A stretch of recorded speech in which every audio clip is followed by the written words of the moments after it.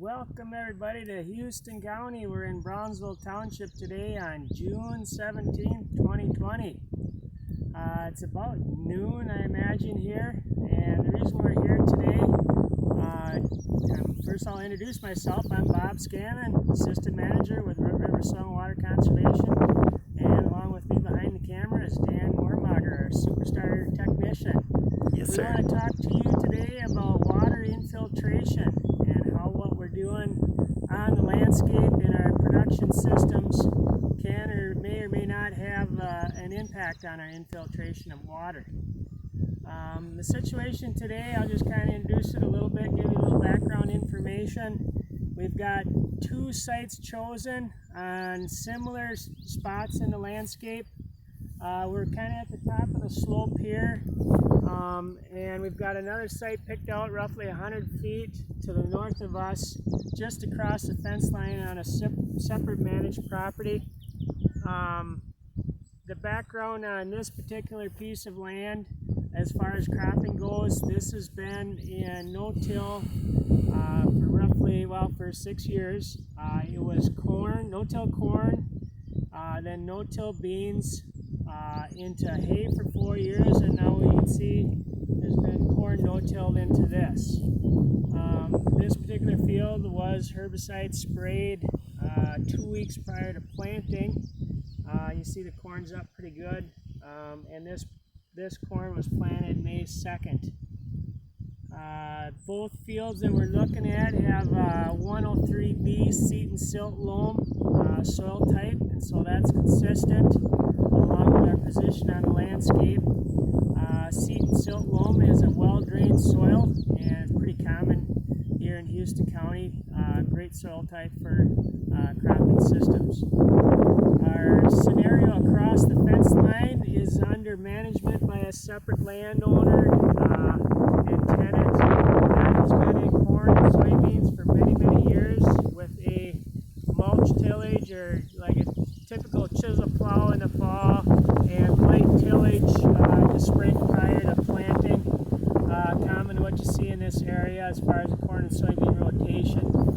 This year, of course, both fields are in corn, and which makes it a similar situation. And so what we want to do, we're going to focus your attention down here to between the rows.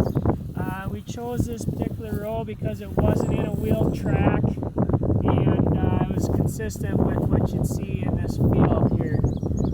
As I said, this corn was sprayed prior to planting, but it sounded like the producer was going to go ahead and do another herbicide application. But nonetheless, we are looking at some residue here, some green and some killed residue.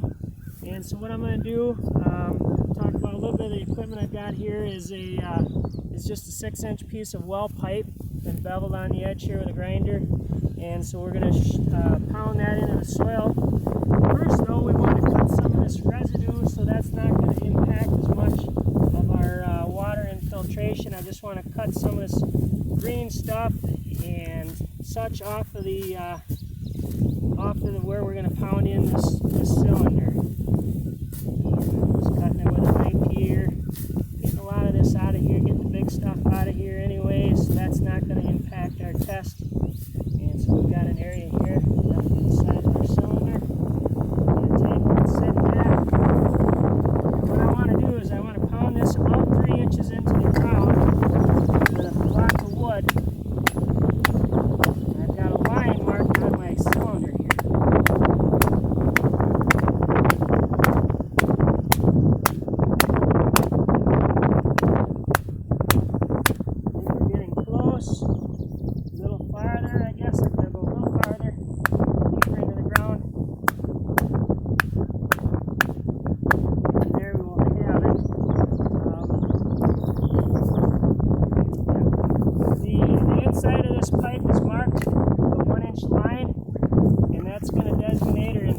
That we have about 1 inch of water. I'm going to take and line. Oh yeah, good point, Dan. We're going to go ahead and press the inside of this cylinder with our thumb just to make sure we're not losing water on the inside of that along the cylinder edge. we want to make sure that any water that that's leaving the cylinder is going down through our profile and is not affected by something like the side wallers. So cut this cellophane here and lay it out across the top. It's a little bit sticky. I want to do this before I pour my water into it. I want to make a situation where we can get consistent flow onto the surface of that cylinder and not disturb our soil either.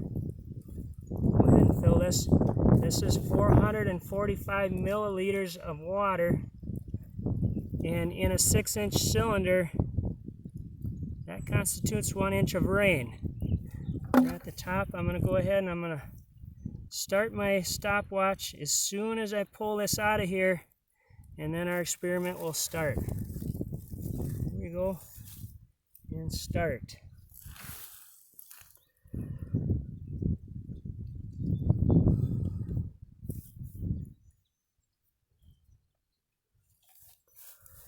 Going down quick.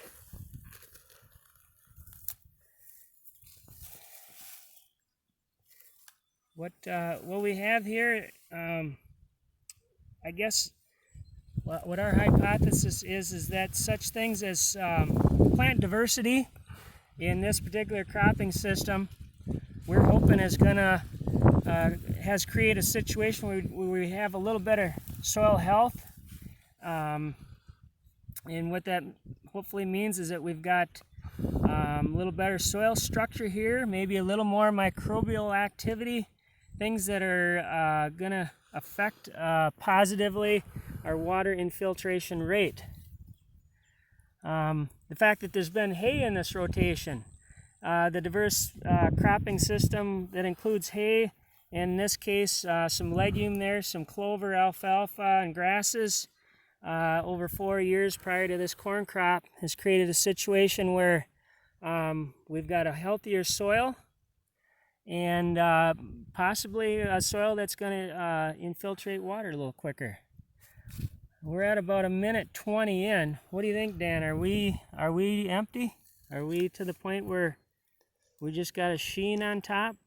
So close, so close. A little bit longer here. Just a little bit on that edge, I think. We're getting fairly close there. Things that play into this, the fact that it's been no-till in addition to the diverse, a little more diverse cropping system than your typical corn soybean. Done.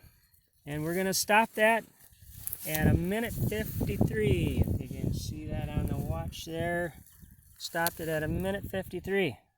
Less than 2 minutes. Well, let's just figure 2 minutes of time it took to infiltrate 1 inch of rain.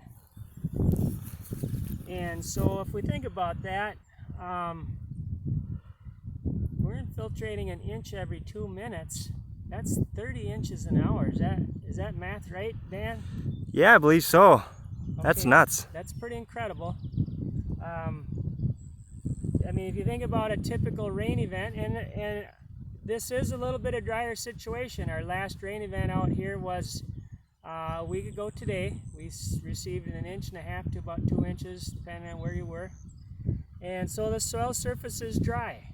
We're expecting another 1.5 inches or so starting tomorrow over the weekend, and we actually kind of need it. So we want to make the most of these rains. We want to get that water infiltrating into where our crop can use it. We don't want to stress these plants at a vulnerable time of the summer here where they're going to experience a lot of growth, given roots getting deeper into our nutrients and a lot of stalk and leaf growth here in the next few weeks. This corn plant's going to need a lot of water, and so the idea is to give it the best chance it can. Okay, with that said, we're going to move to our other site 100 feet north here and do the same thing.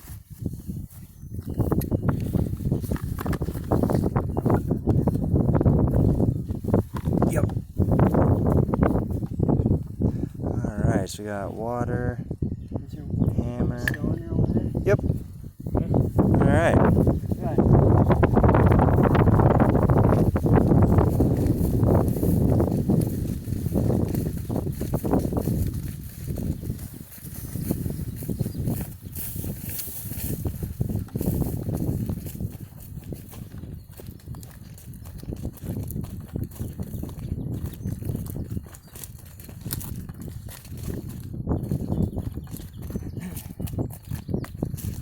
Okay, we want to mimic the same thing over here. We don't have to worry about residue as much here.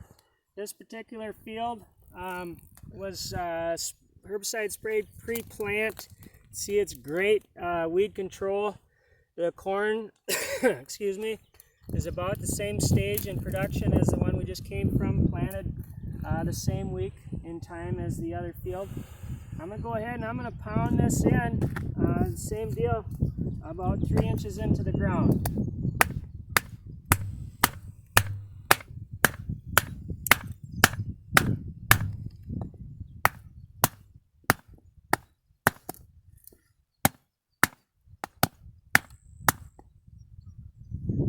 Pretty close there. I'm just going to take and press just like we did the other one. We don't want to see any water leave along our outer cylinder wall here. Just press with the thumb a little bit. We're going to take and we're going to line this with some cellophane in the same manner to control our water as we introduce it to our cylinder.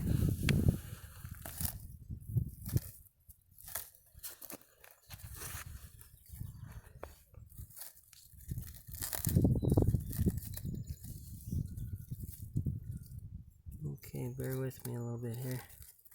Is this going to go deep enough? Yeah, should be. Yep. All right. Okay, now we gotta use that bottle. Same there. amount of water as we used the last time. We're going to fill this with 445 milliliters of water to create an identical situation as we did in the last one. I'll go ahead and I'm going to fill this up, being careful not to let our soil get wet until I'm ready to start our stopwatch.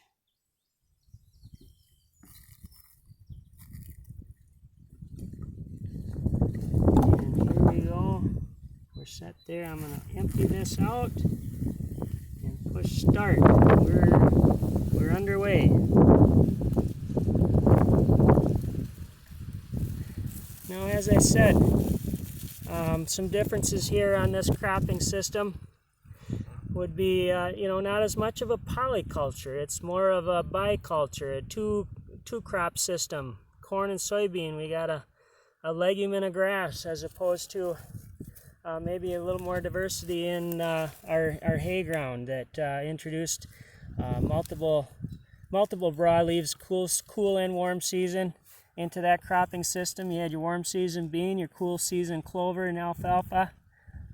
Some things like cool season grasses like orchard and ryegrass were part of a typical mixed hay cropping system. And what you're going to see, this system here, like I said, has been corn and soybean for many years. And we want to compare. We want to see if there's a difference in the infiltration rate. We're about 1 minute 2 in. Doesn't look to be receding very, very quickly here.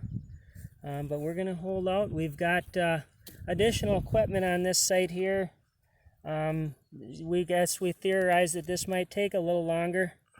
And so we've got a camera that's going to allow us to measure this a little more effectively. A time-lapse camera pointed at it. And should we go ahead and start that, Dan? The time-lapse?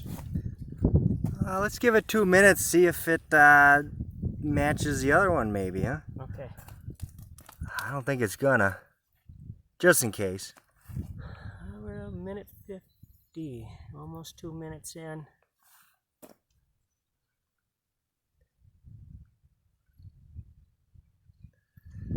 Oh. Yeah, there's 2 minutes. I don't know if you can see that. Not quite as much infiltration. I will hold this while you're starting that time-lapse camera, Dan. I think Dan's good with IT. Kinda.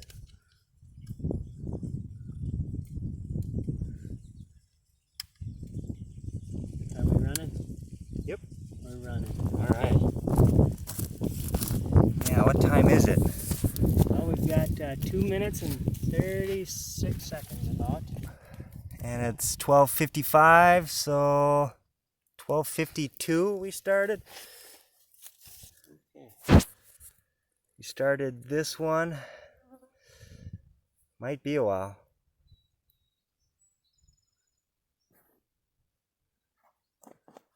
So why is infiltration so good besides more water for your crops, Bob?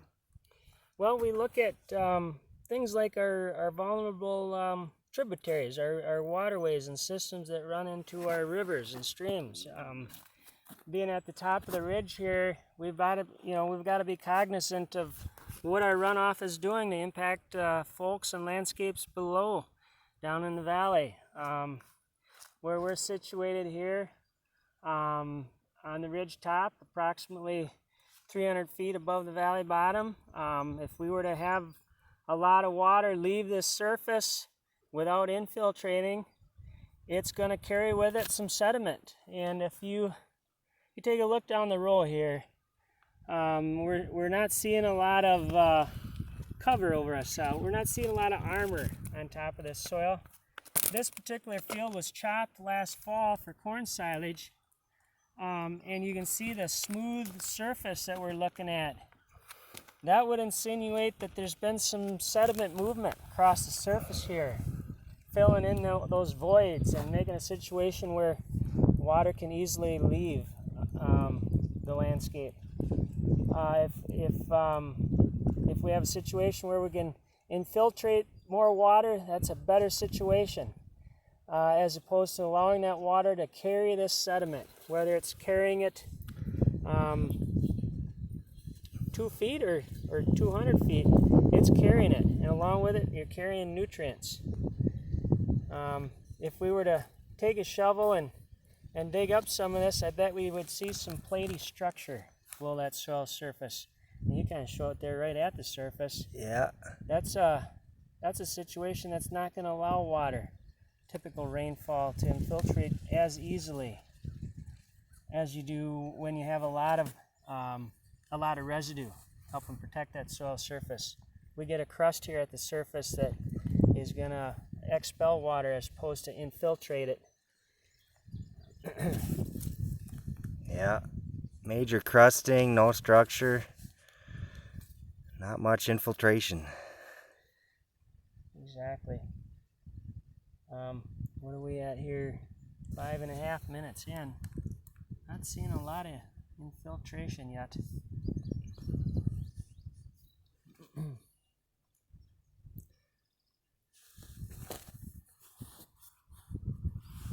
Yeah, this might be a while, so maybe we'll cut here and see what the time-lapse camera shows us.